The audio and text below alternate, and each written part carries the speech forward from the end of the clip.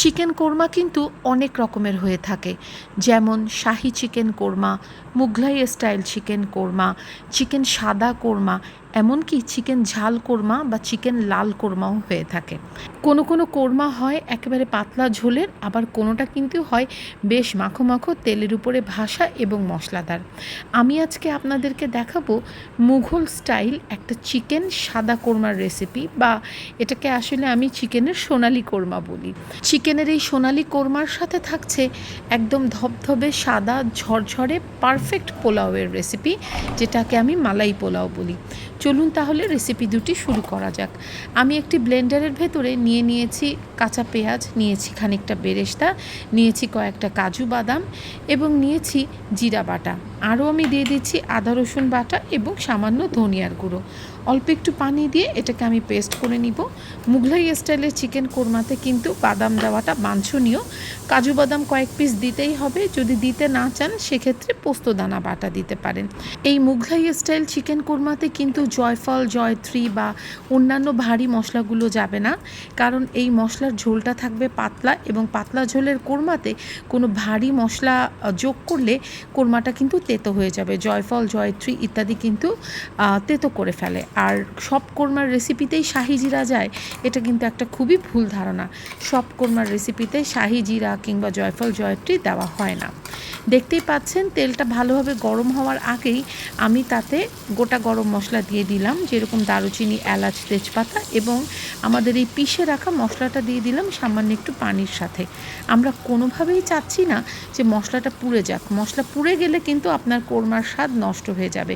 জালটা অবশ্যই মাঝারি কিংবা মাঝারির চেয়ে একটু কম রাখতে হবে, এবং এর ভেতরে একটু লবণ যোগ করে মশলাটাকে খুব ভালোভাবে সময় নিয়ে কষাতে হবে, যেন আদা রসুন কিংবা পেঁয়াজের কোনো কাঁচা গন্ধ না থাকে। বেরেস্তাটা এখানে দিতেই হবে, বেরেস্তার কারণেই সোনালি রঙটা আসবে। এবং কোরমার এই মশলাটা কষানোর সময় ভেতরে দুধ দিয়ে কষাতে হবে, তাহলে দেখবেন কোরমার ফ্লেভারের ডেপথটা অন্যরকম হবে এবং একই সাথে কালারটা খুবই সুন্দর হবে। 7-8 মিনিট কষানোর পরে কোরমাটা কিন্তু ঘিয়ের উপরে উঠে এসেছে। সেই সময় আমি মাংসটা দিয়ে দিচ্ছি।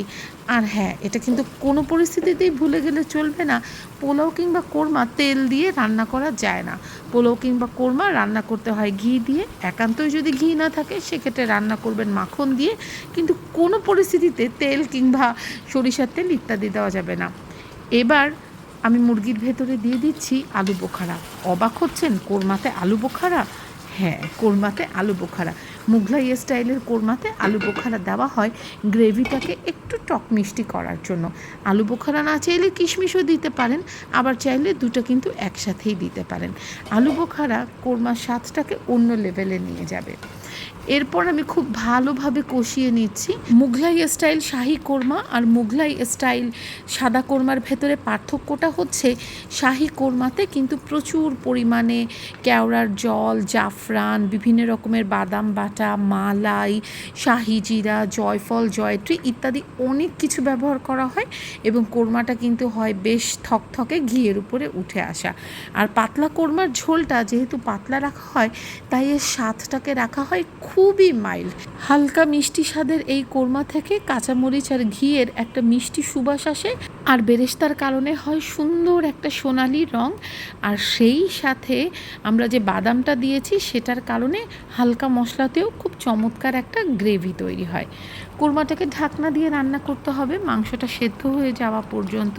মাংস সেদ্ধ হতে হতে দেখবেন যে ঘিটা তরকারির উপরে ভেসে উঠতে শুরু করেছে।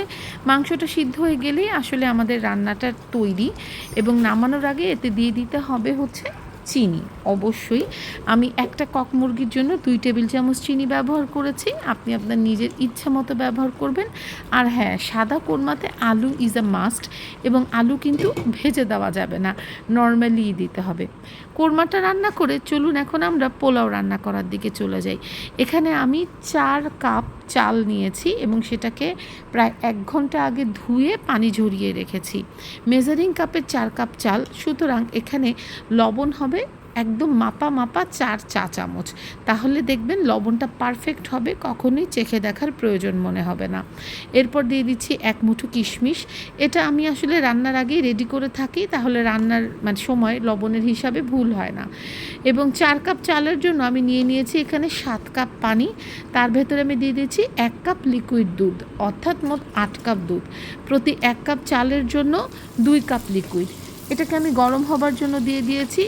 দুধ এবং পানিটা যতক্ষণ গরম হচ্ছে ততক্ষণে আমি একটা কড়াইতে ঘি দিয়ে তার ভেতরে পেঁয়াজ, কাঁচামরিচ এবং কিছু আস্ত গরম মশলা দিয়ে দিচ্ছি।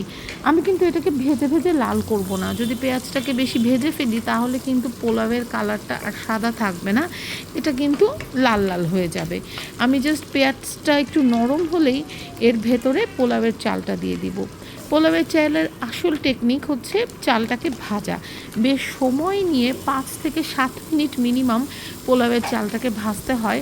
ভাজতে ভাজতে যখন চালটার কালার একেবারে চকচকে হয়ে যায় এবং পোলাওয়ের একটা তীব্র সুগন্ধ বের হতে শুরু করে, সেই সময় বুঝবেন চালটা ঠিকমতো ভাজা হয়েছে। আমি এখানে চিনি গুঁড়া পোলাওয়ের চাল নিয়েছি, চাইলে কালো জিরা পোলাওয়ের চাল নিতে পারেন। খুব চিকন কাটারি ভোগ চাল থাকলে সেটা দিয়েও কিন্তু ভালো পোলাও রান্না করা যায়। এরপর আমি ফুটন্ত দুধ এবং পানির মিশ্রণটা এর ভেতরে দিয়ে দিচ্ছি। পোলাও রান্নার সময় এটা খুবই ইম্পর্টেন্ট, যদি পানিটা ঠান্ডা হয় তাহলে কিন্তু পোলাও ঠিকমতো ফুটবে না, একটার সাথে আর একটা লেগে যাবে এবং সুস্বাদু তো মোটেও হবে না। খুব ভালোভাবে নেড়ে আমি জালটা হাই হিটেই রাখবো এবং রান্না হতে দিব যতক্ষণ পর্যন্ত না চালটা পানির উপরে ভেসে ওঠে। এই সময়টাতে কিন্তু জাল কম করা যাবে না, তাহলে কিন্তু আপনার পোলাও গলে যাবে। জালটা অবশ্যই হাই হিটে রাখতে হবে এবং এই যে যখন চালটা প্রায় ভেসে উঠবে তখন একটু নেড়ে চেড়ে দিতে হবে। খুব বেশি নাড়া যাবে না, তাহলেও কিন্তু আবার পোলাও ভর্তা হয়ে যাবে। এই যে চালটা পানির উপরে ভেসে উঠেছে, এবার দম দেওয়ার পালা। খুব ভালোভাবে লাস্ট একবার আমি এটাকে মিলিয়ে মিশিয়ে দিচ্ছি এবং তারপর একে আমি দমে দেব। দম দেওয়া সকলেই জানেন, কড়াইয়ের নিচে আমরা একটা তাওয়া রাখবো, তার উপরে কড়াইটা রেখে ঢাকনা দিয়ে রেখে দিব এবং তাওয়ার নিচে কিন্তু আগুন জ্বলবে। সরাসরি হিট লাগবে না, যাতে পোলাওটা পুড়ে না যায়, যেই হিটটুকুন লাগবে ওটাতেই কিন্তু রান্না হয়ে যাবে। আমি নিচে একটা তাওয়া দিয়ে দিয়েছি, চুলাটা কিন্তু জ্বলছে, চুলা কিন্তু গরম। তার উপরে আমি কড়াইটা বসিয়ে দিলাম এবং এরপর 20 থেকে 25 মিনিট দম দিলেই কিন্তু আমাদের পোলাও একেবারে তৈরি। দেখুন কি সুন্দর ধবধবে সাদা পোলাও হয়েছে।